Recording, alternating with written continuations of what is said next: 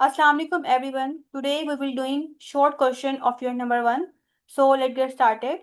The first question is what is the main primary goal of fifth generation computers? Fifth generation के जो computers हैं उनका क्या primary goal है, क्या मेन गोल है? The main aim of fifth generation computer is to create machine with artificial intelligence. Fifth generation के जो कंप्यूटर्स हैं उनका मेन पर्पस यही है कि ऐसी मशीन्स या ऐसे कंप्यूटर्स को क्रिएट करना कि जिसके अंदर आर्टिफिशियल इंटेलिजेंस भी काम करे. This involves developing system that can think and learn in a similar way to humans. The main goal is to build computers that can think like people. अब जो फिफ्थ जनरेशन के computers हैं, ठीक है, उनको इस तरीके से डेवलप किया जा रहा है कि वो थिंक भी करें और लर्न भी करें just like normal human being. They should be able to learn, solve hard problems and understand what we say, making them easier and more powerful to use.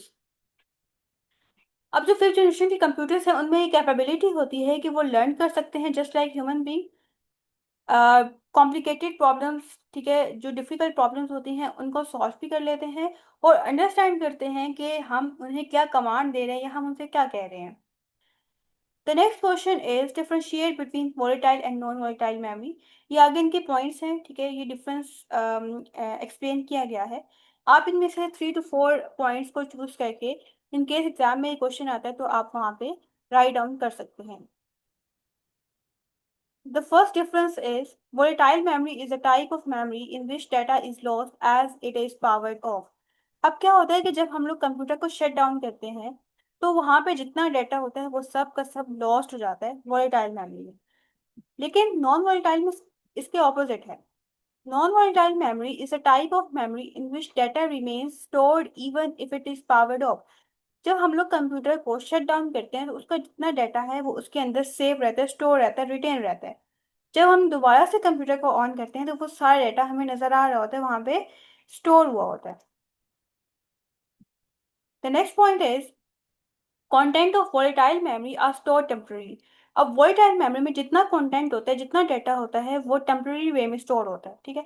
जैसे ही हम लोग कंप्यूटर को शट डाउन करते हैं वैसे ही सारा डाटा लॉस हो जाता है. लेकिन अगर हम नॉन वोलेटाइल मेमोरी की बात करें तो वहां पे जितना डाटा होता है वो परमानेंटली स्टोर है. It is faster than non volatile memory. ये फास्टर होती है as compare to non volatile memory, लेकिन नॉन वोलेटाइल मेमोरी स्लो होती है. RAM random access memory type है वोलेटाइल मेमोरी की, जबकि रोम रीड ओनली मेमोरी जहाँ पे डेटा स्टोर रहता है, परमानेंटली स्टोर रहता है, वो इसकी एग्जांपल है नॉन वोलेटाइल मेमोरी की. Next, in the volatile memory process can read and right. अब वोलेटाइल मेमोरी में हम डाटा को रीड भी कर सकते हैं, राइट भी कर सकते हैं. इसका क्या मतलब है कि एक एमएस वर्ड में हम लोगों ने एक डॉक्यूमेंट ओपन किया हुआ है, हम उसे देख रहे हैं, रीड कर रहे हैं, तो वो रीड ऑपरेशन है. लेकिन इन केस हम चाहते हैं कि उसमें हम कुछ एडिट करें, ठीक है, तो वो उसमें हमें फिर राइट ऑपरेशन यूज करना पड़ेगा. तो हम उसमें कुछ एडिट कर रहे हैं, इसका मतलब हम लोग राइट कर रहे हैं. तो हम वोलेटाइल मेमोरी में रीड भी कर सकते हैं और राइट भी कर सकते हैं, लेकिन नॉन वोलेटाइल मेमोरी में जस्ट हम रीड कर सकते हैं. इन केस हम चाहते हैं कि उस डॉक्यूमेंट के अंदर कुछ भी एडिट करें तो ऐसा पॉसिबल नहीं है. Volatile memory generally has less storage capacity. Volatile memory की स्टोरेज कैपेसिटी कम होती है, ठीक है, इसमें आप ज़्यादा डाटा जो है वो स्टोर नहीं कर सकते. लेकिन नॉन वोलेटाइल मेमोरी में क्या होता है कि स्टोरेज कैपेसिटी ज़्यादा होती है as compare to volatile memory.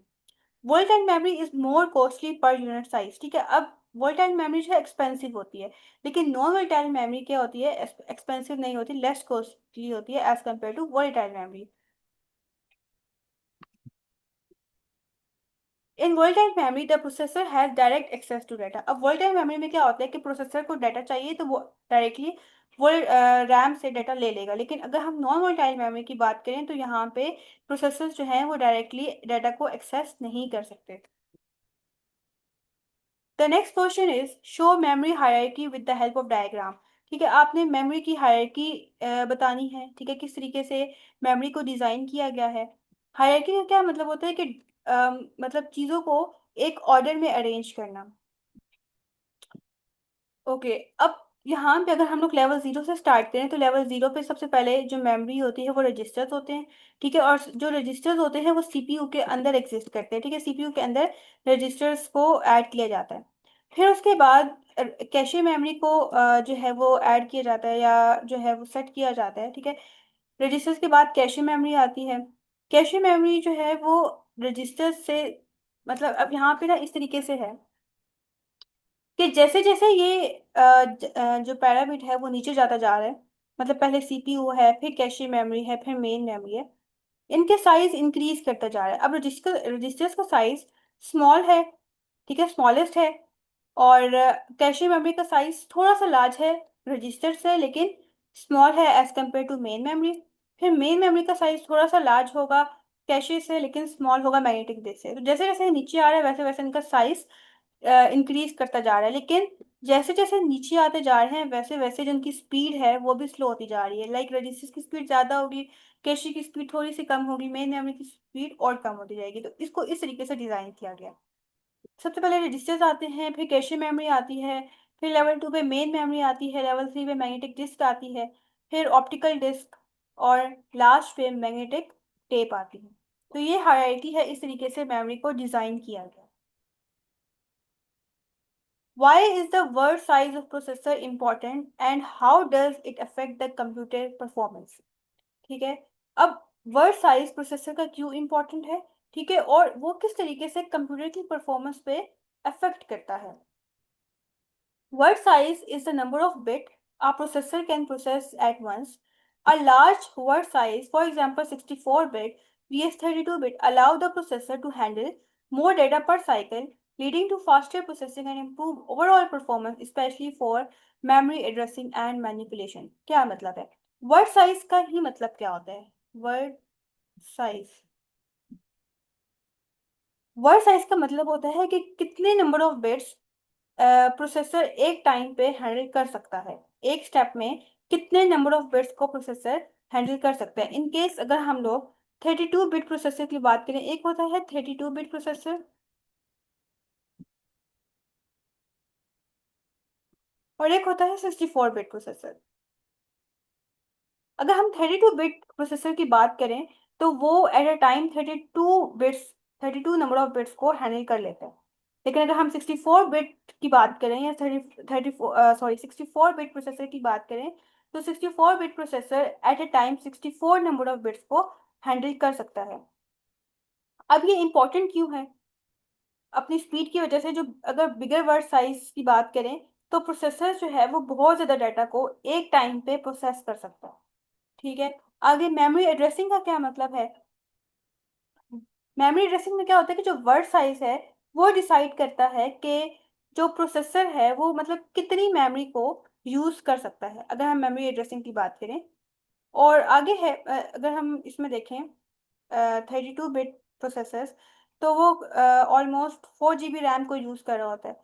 और इसी तरीके से अगर हम 64 बिट प्रोसेसर की बात करें तो वो मतलब इसकी जो रैम है वो इंक्रीज हो जाती है, लाइक 16 रैम को यूज़ कर रहा होता है।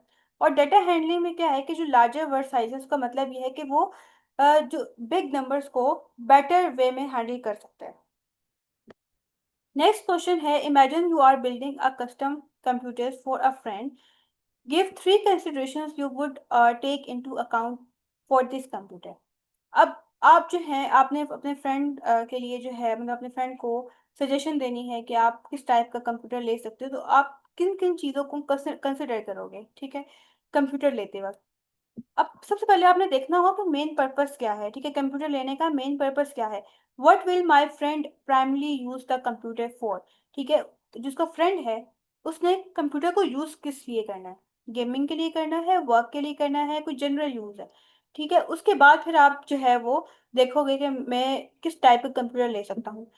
द सेकेंड थिंग जिसे आपने कंसिडर करना होगा वो बजट होगा, कि आपके फ्रेंड का बजट कितना है, उसके अकॉर्डिंग जो है आप कंप्यूटर की क्वालिटी और परफॉर्मेंस वगैरह देखोगे। नेक्स्ट है फ्यूचर नीड। अब आप देखोगे कि क्या आपके फ्रेंड को ज़रूरत हो कि जो आप कंप्यूटर ले रहे हो उसको अपग्रेड करने की, ठीक है, उसमें और चीज़ें ऐड करने की, उसके अंदर जितने कंपोनेंट्स हैं उन मतलब कंपोनेंट्स को एक्सपैंड करने की, उसको मतलब अपने कंप्यूटर को बढ़ाने की, ठीक है, क्या फ्यूचर नीड होगी उसकी। तो ये तीन मेन चीज़ें हैं जिसे कंसिडर पहले आप करेंगे और उसके बाद फिर कंप्यूटर बाय करेंगे। You are a computer technician tasked with upgrading an older computer with a slow CPU. How might you improve its performance without replacing the entire CPU?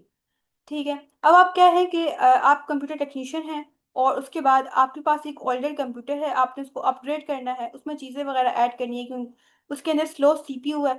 ठीक है, अब आपने उस स्लो सीपीयू को रिप्लेस नहीं करना, ठीक है, बल्कि उसकी परफॉर्मेंस को इम्प्रूव करना है। कैसे करिए?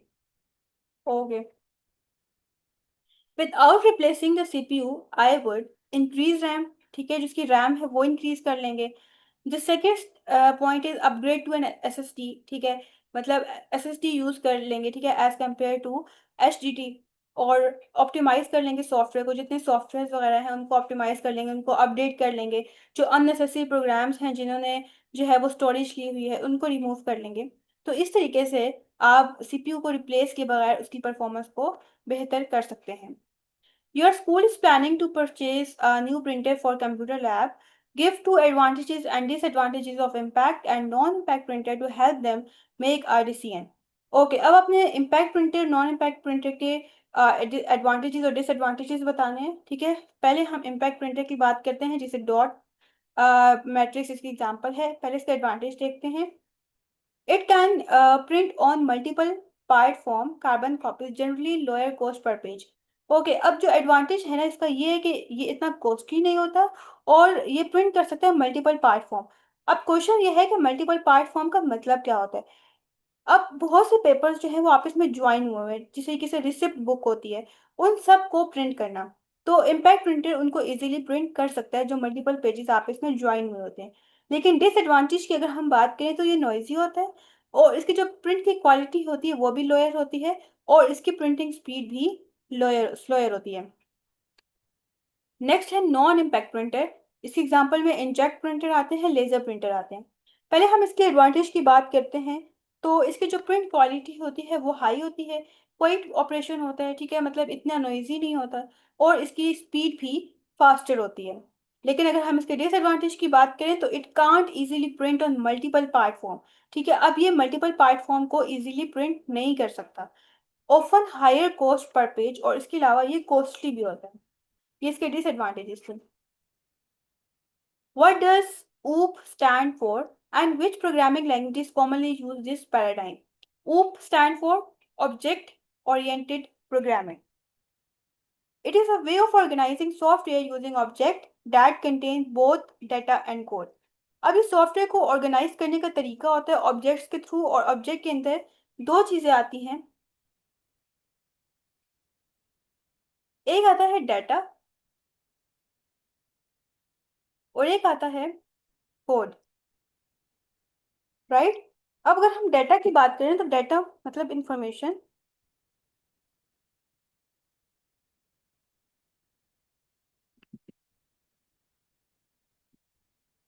ठीक है, लाइक कोई भी डाटा हो सकता है, लाइक नेम, एज, मार्क्स, ये डाटा होगा। लेकिन अगर हम कोड, या जिसे मेथड्स भी कहा जाता है, उसकी बात करें तो उसमें अगर फॉर इसमें ना फंक्शन आ जाता है। लाइक हम लोगों ने जो है वो मार्क्स को कैलकुलेट करना है तो हम एक फंक्शन बना लेते हैं, कैलकुलेट मार्क्स। ठीक है, हमने कोई नेम डिस्प्ले करवाना है, कोई शो करवाना है कोई नेम, हम उसका एक फंक्शन बना लेंगे नेम। तो इस तरह से जो है वो ऑब्जेक्ट्स होते हैं। Many popular programming languages use this approach, including Java, Python, C plus plus and C hash. बहुत सी प्रोग्रामिंग लैंग्वेजेस जो है वो इसको यूज कर रही होती हैं, जैसे जावा प्रोग्रामिंग लैंग्वेज है, पाइथन प्रोग्रामिंग लैंग्वेज है, सी प्लस प्लस है, सी हैश है। These languages allow developer to build complex application in more structured and reusable manner. अब बहुत सी लैंग्वेजेस जो डेवलपर होता है, जो इस चीज़ को डेवलप कर रहा होता है, जो एप्लीकेशन वगैरह को बना रहा होता है, जो वेबसाइट्स को बना रहा होता है, ठीक है, उनको अलाउ करता है कि आप एप्ली मतलब कम्प्लेक्स एप्लीकेशंस को बिल्ड करें, ठीक है, और मोर स्ट्रक्चर्ड वे में और रीयूजेबल मैनर में। ठीक है, मतलब ऐसे कंपोनेंट्स को डेवलप करना है जो बाद में भी यूज हो सके। नेक्स्ट है define protocol in the context of data communication. ठीक है, अब डेटा कम्युनिकेशन के 5 कंपोनेंट्स थे, जिसमें से एक कंपोनेंट प्रोटोकॉल था। उसे देखना है कि वो क्या होता है। A protocol in a data communication is a set of rules that governs how data is transmitted and received between devices or systems, ensuring that they can understand each other. These rules define the syntax of the communication, ensuring that data is exchanged correctly and efficiently. Essentially, protocols act as a common language for device to communicate. अब protocols क्या होते हैं, set of rules होते हैं, principles होते हैं जिनको follow करना होता है कि जब डाटा ट्रांसमिट हो रहा है बिटवीन सेंडर एंड रिसीवर, तो कुछ रूल्स होते हैं जिनको फॉलो करते हुए डाटा ट्रांसमिट करना है। ठीक है, अब ये जो रूल्स हैं ये सेंटेक्स बताते हैं, सेंटेक्स मतलब किस तरीके से कम्युनिकेशन होगी। ठीक है, और इस चीज़ को भी मेक श्योर करते हैं कि जो डाटा ट्रांसमिट हो रहा है between devices, between sender and receiver, वो करेक्टली एक्सचेंज हो रहा है डाटा और एफिशिएंटली हो रहा है। राइट, और ये जो प्रोटोकॉल है एक कॉमन लैंग्वेज की तरह भी एक्ट कर रहे होते हैं फॉर डिवाइसेस, ताकि वो कम्युनिकेट कर सकें। ओके, नेक्स्ट है define simplex, hard half duplex and full duplex modes of communication with one example each. Okay, simplex में क्या होता है, अब सिंप्लेक्स में ये होता है कि कम्युनिकेशन हो रही होती है बिटवीन सेंडर एंड रिसीवर, लेकिन इसमें कंडीशन ये होती है कि जस्ट सेंडर रिसीवर तक डाटा ट्रांसमिट कर सकता है। इस वजह से इसे यूनिडायरेक्शनल भी कहा जाता है या वन वे कम्युनिकेशन भी कहा जाता है। अगर हम इसकी डेफिनेशन को देखें, a communication mode where data flow in only one direction. ठीक है, जैसे जैसे मैंने अभी आपको यहाँ पे इसमें भी बताया कि जो डाटा है उसका फ्लो क्या होता है कि एक ही डायरेक्शन में डाटा फ्लो कर रहा होता है।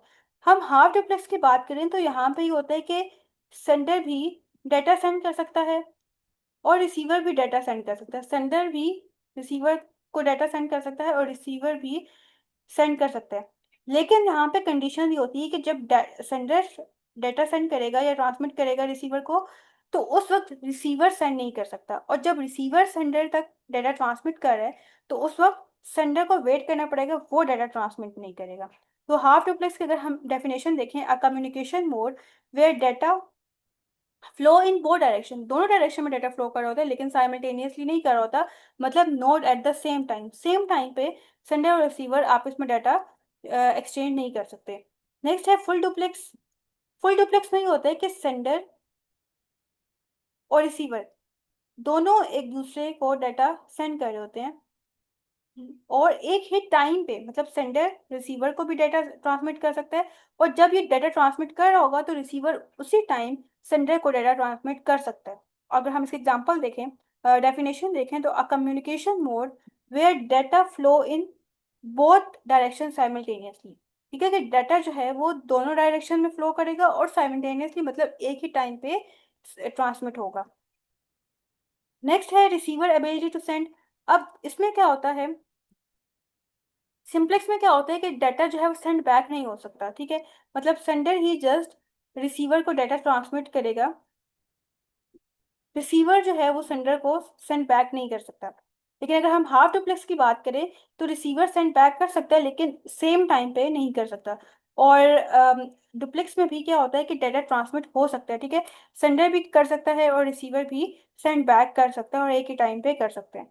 टाइमिंग क्या होती है, one way continuous from sender, बस सेंडर की तरफ से जो है कंटिन्यूसली डेटा ट्रांसमिट हो रहा होता है।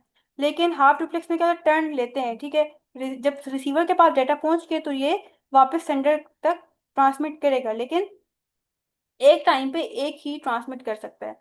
और डुप्लेक्स में क्या होता है कि दोनों एक ही टाइम पे डेटा ट्रांसमिट कर सकते हैं। Example electronic notice board. अब क्या होता है कि वो वहाँ पे कोई भी नोटिस जो है वो शो हो रहा होता है इलेक्ट्रॉनिक नोटिस बोर्ड पे, हम जस्ट उसे देख सकते हैं। ठीक है, इन केस हम चाहते हैं कि हम अपना मतलब हमारा कोई भी डाटा है, हम उन तक अपने डाटा को जो है वो ट्रांसमिट करें, तो ऐसा हमारे लिए पॉसिबल नहीं होगा। रेडियो टीवी वगैरह से जितना डाटा हम लोग मतलब हमें रिसीव हो रहा होता है, हम वहाँ पे कोई डाटा ट्रांसमिट नहीं कर सकते। वॉकी टॉकीज इसके एग्जांपल में आ जाती हैं। ठीक है, और मतलब जो डुप्लेक्स है उसके एग्जांपल में आते हैं कंप्यूटर और नेटवर्क वेयर स्विच या फिर टेलीफोन नेटवर्क। अब हम लोग कॉल्स पे बात करें तो हम एक ही टाइम पे दोनों पर्सन जो हैं वो आपस में डाटा एक्सचेंज कर रहे होते हैं। स्पीड की बात करें तो जो सिंप्लेक्स है can be efficient for one way communication. ठीक है, ये बेहतर होता है सिर्फ जब मतलब एक ही डायरेक्शन में कम्युनिकेशन हो रही होती है।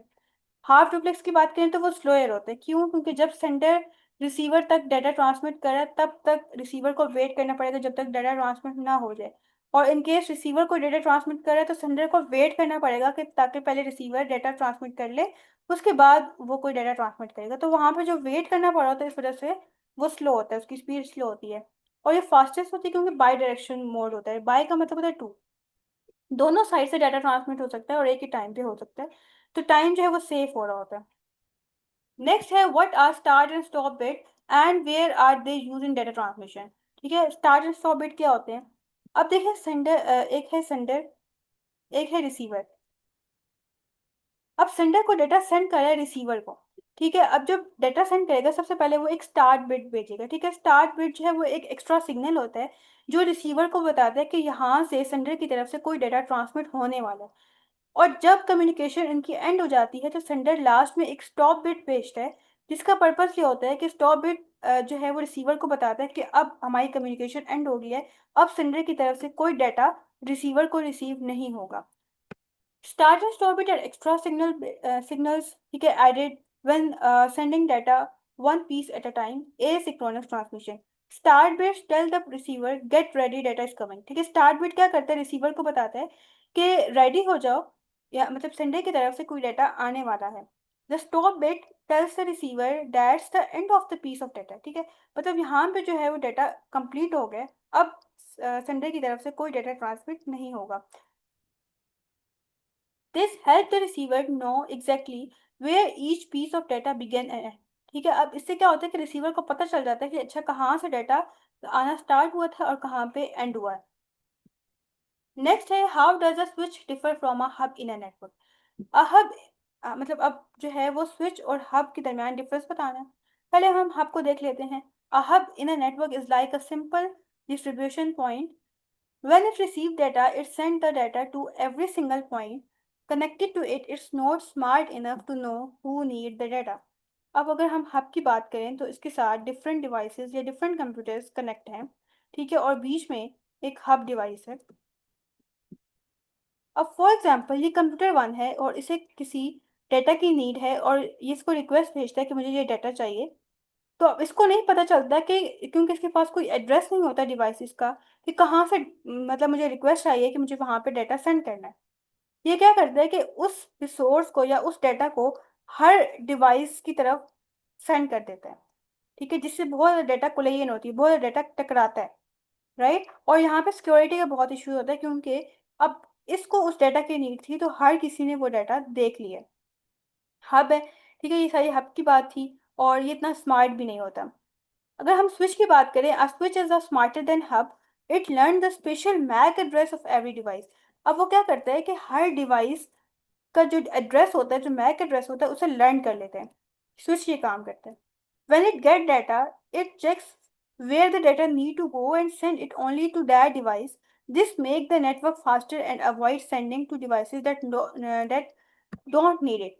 अगर हम यहाँ पे बात करें कि एक स्विच है हमारे पास और इसके साथ डिफरेंट डिवाइसेस कनेक्ट हैं।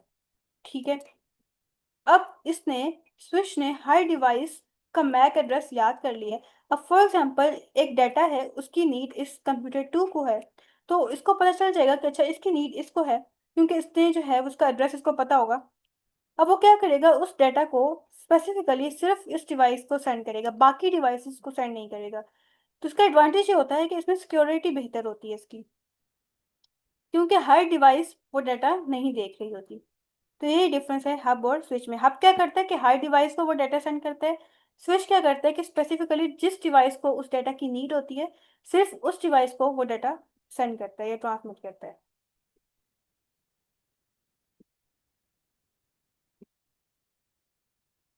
नेक्स्ट क्वेश्चन है, how does asynchronous transmission differ from synchronous transmission.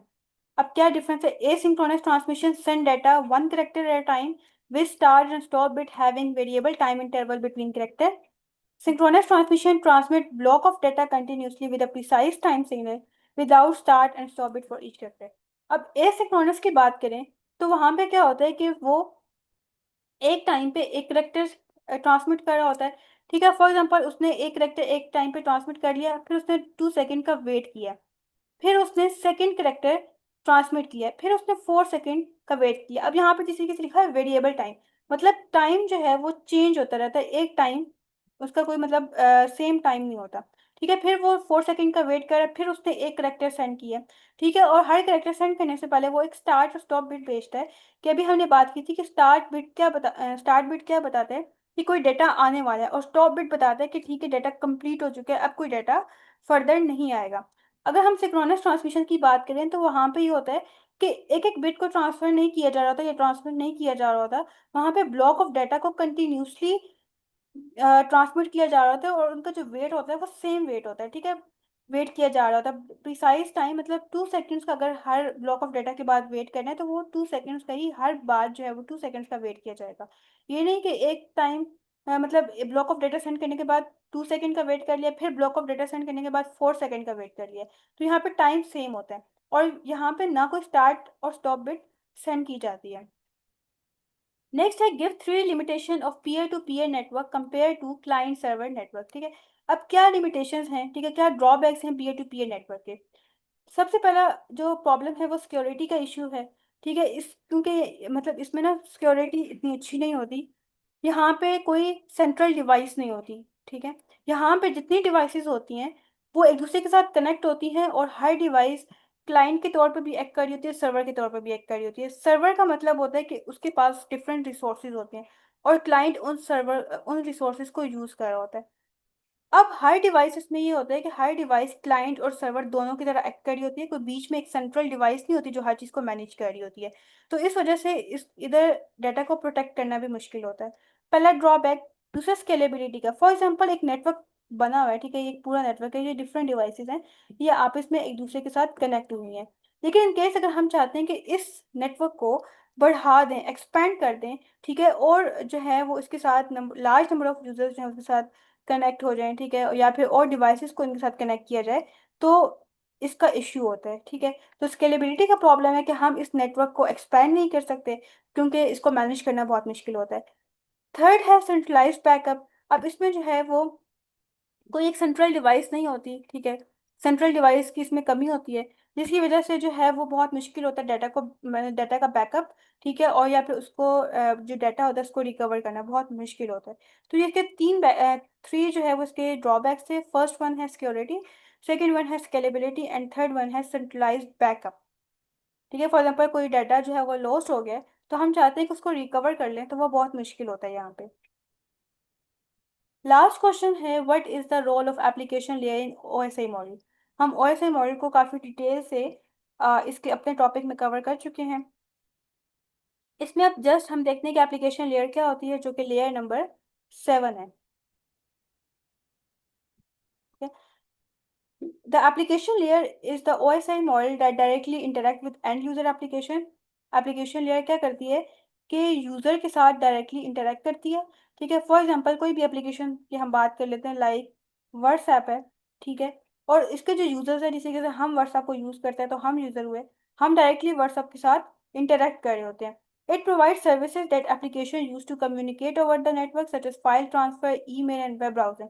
अब ये क्या करता है, एप्लीकेशन जो है वो अपने यूजर्स को सर्विसेज प्रोवाइड करता है ताकि हम उसको मतलब कम्युनिकेशन हमारी हो सके, ठीक है। जो लाइक हमने फाइल को ट्रांसफर करना है, ठीक है, ईमेल होगी, वेब ब्राउजिंग होगी, ठीक है, हमने डाटा जो है वो गूगल वगैरह पे या फिर क्रोम पे हम लोग सर्च कर रहे हैं, तो ये सब कुछ जो है वो एप्लीकेशन लेयर ये सर्विसेज प्रोवाइड कर रही होती है।